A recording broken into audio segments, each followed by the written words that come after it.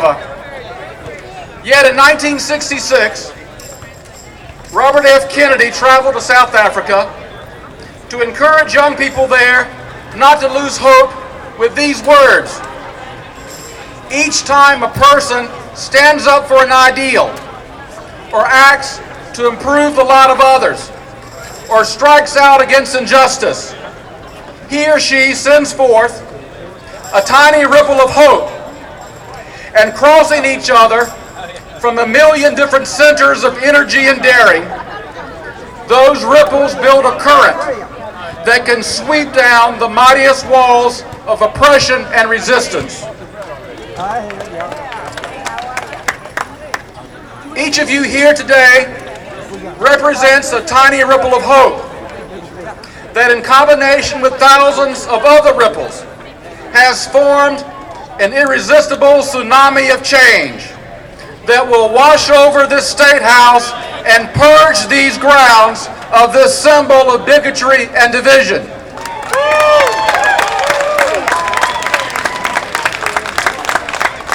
This flag was first raised on top of our State House dome back in 1962 by an all-white legislature. The official reason was to commemorate the centennial of the Civil War, or as some of our friends refer to it, the War of Northern Aggression. The real reason, however, was to commit an act of defiance against the growing civil rights movement. And this flag was the perfect symbol of defiance. Some say this flag represents their heritage, and they are correct. It represents a heritage of hate. It was the battle flag of a Confederacy engaged in a war of rebellion against the United States. Some say that that war was fought for states' rights, and they are correct. It was a war fought for the right of Southern states to preserve the barbarity of slavery, the buying and selling of people like livestock, the ownership of human beings as if they were property. Since that ignoble war, this flag has been used as a symbol of terrorism by frustrated Confederates who wear white sheets and masks to hide their faces as they commit shameful acts of burning black homes, of bombing black churches, and of lynching black people.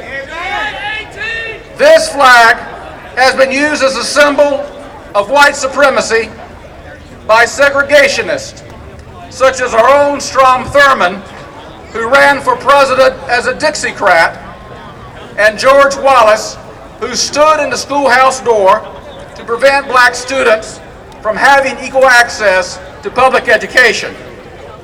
And every Martin Luther King Day, the cultural descendants of Ben Pitchfork Tillman gather across the street there, shouting their racial epithets while waving their Confederate flags. To say that this flag represents heritage and not hate is to believe of half history and to tell a half-truth.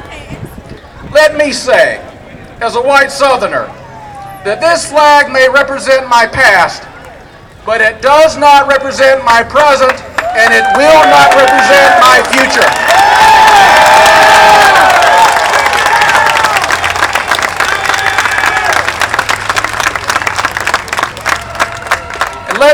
To my fellow white Southerners, loyalty to our ancestors does not require us to be loyal to their mistakes.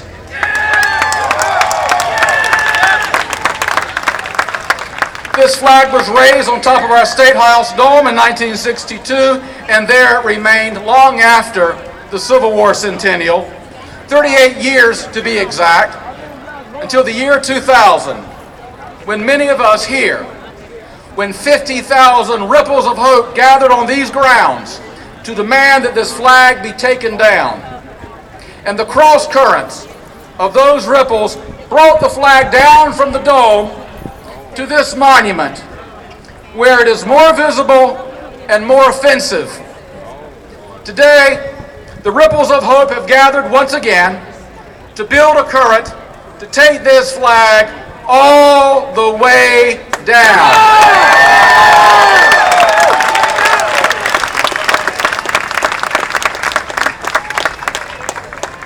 Last week, in a courageous act of civil disobedience, Bree Newsom climbed that pole and took down the flag illegally.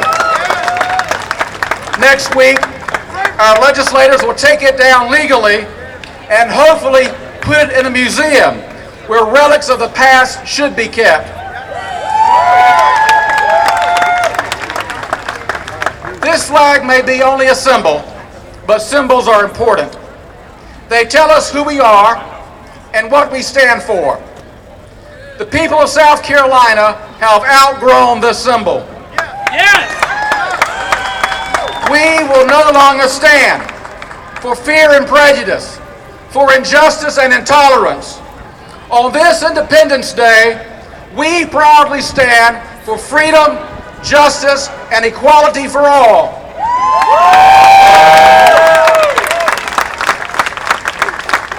Some of our ancestors came here to these shores on pilgrim ships, and some came on slave ships.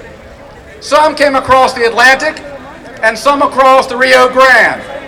But we are all in the same boat now. As a private citizen, you may fly any flag of your choice on your private property. But the only flags that should fly on the public property of the people's house are flags that represent all the people.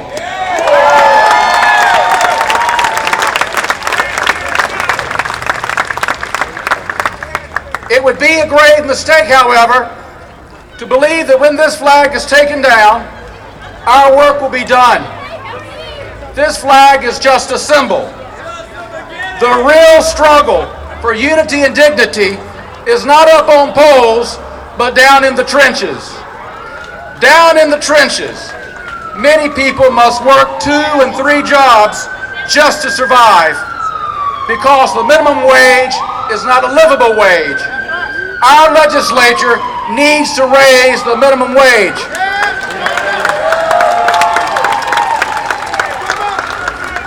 Down in the trenches, 20,000 South Carolinians do not have health care insurance, and 1,300 of them will die needlessly this year because our state holds a 150-year-old grudge against the federal government. You and I pay federal taxes, therefore we should receive federal benefits. Our legislature needs to join the rest of the country and expand Medicaid under the Affordable Care Act.